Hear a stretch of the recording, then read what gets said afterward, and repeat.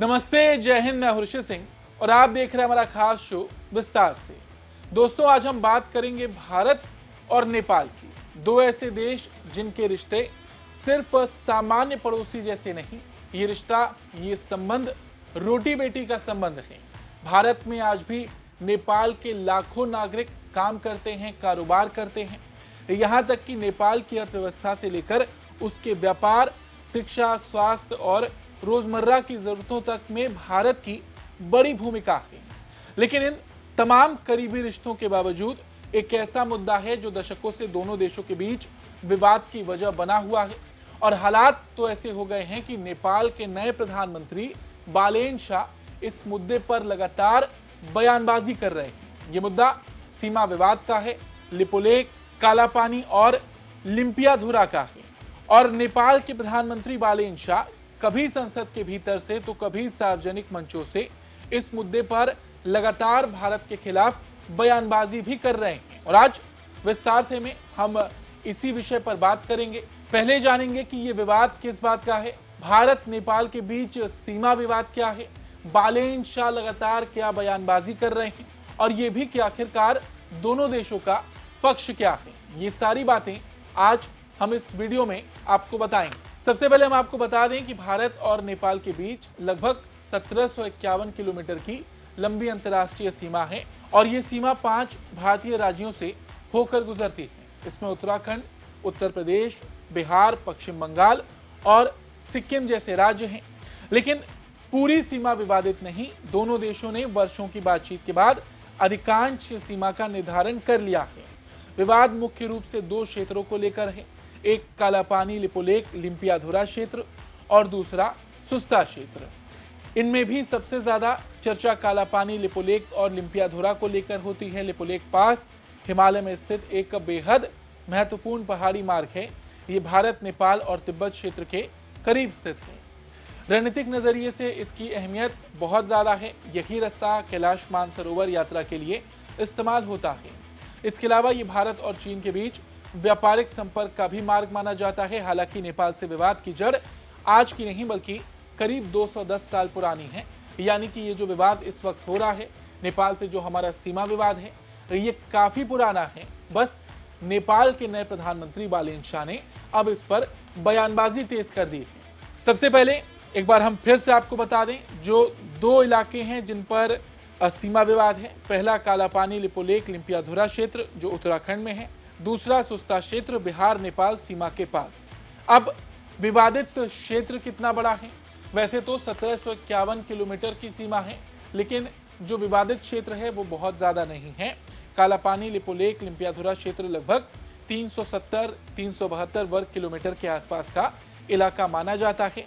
ये भारत, नेपाल और तिब्बत के नजदीक स्थित रणनीतिक क्षेत्र है। अब विवाद किस चीज को लेकर है ये भी समझ लेते हैं। देखिए, तकनीकी रूप से विवाद कालापानी नदी के स्रोत को लेकर है, लेकिन उसका असर जमीन के स्वामित्व पर पड़ता है। यानी विवाद सिर्फ नदी का नहीं बल्कि उस नदी की व्याख्या के आधार पर बनने वाली सीमा का है।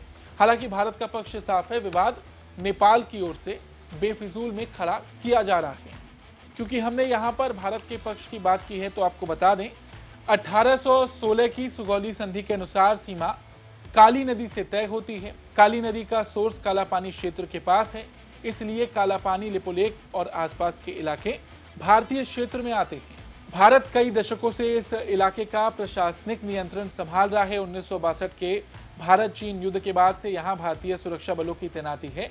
ये क्षेत्र उत्तराखंड के पिथौरागढ़ जिले का हिस्सा है। अब भारत के लिए ये इलाका जरूरी क्यों है? देखिए, जाहिर सी बात है, चीन सीमा की निगरानी। लिपुलेख पास चीन के तिब्बत क्षेत्र के करीब है, इसलिए ये सामरिक दृष्टि से बेहद संवेदनशील माना जाता है। कैलाश मानसरोवर यात्रा, भारत से कैलाश मानसरोवर जाने वाले प्रमुख मार्गों में लिपुलेख सबसे महत्वपूर्ण है। इसके अलावा सैन्य महत्व, ये क्षेत्र भारत को चीन की गतिविधियों पर नजर रखने में मदद करता है। और व्यापारिक महत्व, भारत और तिब्बत के बीच व्यापार के लिए ये एक बड़ा मार्ग माना जाता है। कुल मिलाकर बात यह है कि ये जो इलाका नेपाल जिसे लेकर विवाद कर रहा है, ये भारत का हिस्सा है। लेकिन नेपाल के अपने दावे हैं और उन दावों को लेकर ही पिछले कुछ दिनों से बालेन शाह बयानबाजी कर रहे हैं। और ये मुद्दा क्यों गरमाया है ये भी जान लेते हैं। देखिए, शुरुआत करते हैं सबसे ताजा मोड़ से। अभी कुछ दिन पहले संसद में बोलते हुए पीएम बालेन शाह ने यह बात कह दी थी कि इस सीमा विवाद में ब्रिटेन को भी शामिल होना चाहिए, क्योंकि ब्रिटिश शासन के समय के कुछ ऐतिहासिक रिकॉर्ड उनके पास मौजूद हैं। बालेन शाह ने एग्जैक्टली ये बात कही थी कि हमारा मानना है कि इंग्लैंड को भी इस मामले में रुचि लेनी चाहिए, क्योंकि ये मुद्दा उस समय से जुड़ा है जब ब्रिटिश भारत पर शासन करते थे। इसलिए इन सभी मामलों का समाधान बातचीत और कूटनीतिक वार्ताओं के जरिए होना चाहिए। और जिस तरह नेपाल लंबे समय से भारत पर अतिक्रमण के आरोप लगाता रहा है, उसी तरह नेपाल ने भी भारतीय क्षेत्र पर अतिक्रमण किया था। ये बात बालेन शाह ने नेपाली संसद में जोश जोश में कह तो दी थी और अतिक्रमण वाली बात पे बकायदा विवाद हुआ था। हालांकि बालेन शाह ने जो बयानबाजी की थी, ये इतना भारी पड़ गया कि पहले भारत ने पलटवार किया और उसके बाद नेपाली मंत्रियों को सफाई देनी पड़ी। भारत ने क्या पलटवार किया था, ये आपको बता दें। भारतीय विदेश मंत्रालय ने साफ शब्दों में कहा था कि सीमा संबंधी मुद्दों के समाधान के लिए हमारे पास स्थापित द्विपक्षीय तंत्र मौजूद हैं। भारत और नेपाल के बीच जो भी द्विपक्षीय मामले हैं, उनमें किसी तीसरे पक्ष की कोई भूमिका नहीं होगी। ये बात बालेन शाह के ब्रिटेन के इन्वॉल्वमेंट वाली बात के बाद भारत की ओर से कही गई और भारत की फटकार के बाद नेपाल के मंत्रियों ने भी यू टर्न लिया और सफाई दी कि बालेन शाह का वो मतलब नहीं था। और अब बालेन शाह ने भी बकायदा सफाई दे दी। अब उन्होंने कहा कि काला पानी और लिपोलेक के संबंध में हमारे पास सबूत हैं और मेरा मतलब सिर्फ इतना था कि अगर ब्रिटिश शासनकाल के रिकॉर्ड पेश करने के लिए जरूरी पड़े तो हम उन्हें प्रस्तुत करने के लिए तैयार हैं। हम ब्रिटेन की मध्यस्थता नहीं चाहते। यानी कि बालेन शाह ने नेपाल की संसद में जो बात कही थी, अब भारत की फटकार के बाद यहां पर उन्होंने बकायदा सफाई दी। लेकिन ये बात भी यहां गौर करने वाली बात है कि जब से नेपाल के पीएम के पद पर बालेन शाह बैठे हैं, तब से इस मुद्दे को वो लगातार हवा दे रहे हैं।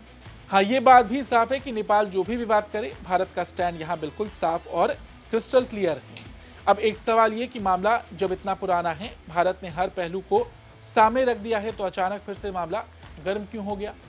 तो आपको बता दें, हाल के दिनों में भारत और चीन ने कैलाश मानसरोवर यात्रा के लिए पंजीकरण प्रक्रिया और मार्गों को लेकर कुछ घोषणाएं की थी। इनमें लिपोलेक मार्ग का भी जिक्र हुआ था। नेपाल ने इस पर आपत्ति जताई थी और कहा था कि जिस इलाके को वो अपना क्षेत्र मानता है, उसके बारे में नेपाल को विश्वास में लिए बिना फैसला नहीं किया जाना चाहिए। और क्योंकि बालेन शाह रैपर से नए नए प्रधानमंत्री बने हैं, तो वो इस मुद्दे को और ज्यादा उठाने के प्रयास में हैं। हाँ, ये बात भी सही है कि ये पहला मौका नहीं है जब विवाद इतना बढ़ा हो। साल 2015 में भी तब तनाव बढ़ गया था जब भारत और चीन ने लिपोलेक मार्ग को व्यापार और यात्रा के लिए विकसित करने पर सहमति जताई थी। तब नेपाल ने कहा था कि उसके दावे वाले क्षेत्र को लेकर कोई भी फैसला उसकी सहमति के बिना नहीं होना चाहिए। इसके बाद 2020 में एक और बार विवाद बढ़ा। भारत ने उत्तराखंड के धारचूला से लिपोलेक तक सड़क निर्माण परियोजना का उद्घाटन किया। नेपाल ने इसका विरोध किया और फिर अपना नया राजनीतिक नक्शा जारी कर दिया। उस नक्शे में कालापानी, लिपोलेक और लिम्पियाधुरा को नेपाल का हिस्सा दिखाया गया था।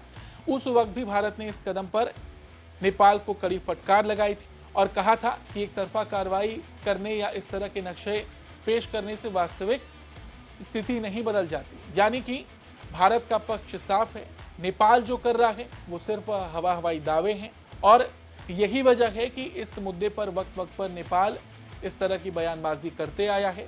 लेकिन स्टैंड भारत का बिल्कुल क्लियर है और हकीकत यह है कि भारत और नेपाल के बीच खुली सीमा है। दोनों देशों के नागरिक बिना वीजा के एक दूसरे के यहाँ आ जा सकते हैं। लाखों नेपाली नागरिक भारत में रोजगार करते हैं। भारत नेपाल का सबसे बड़ा व्यापारिक साझेदार है। कुल मिलाकर अगर देखा जाए तो नेपाल के लिए भारत हमेशा खड़ा रहा है और आज अगर नेपाल की मदद किसी देश ने सबसे ज्यादा की है तो वो भारत है। फिर चाहे नेपाली नागरिकों की रोजगार की बात हो, बिना वीजा के भारत में काम की बात हो, या फिर नेपाल में इंफ्रा की बात हो, शिक्षा की बात हो, मेडिकल हेल्थ केयर की बात हो, हर क्षेत्र में बकायदा भारत ने नेपाल की मदद की है।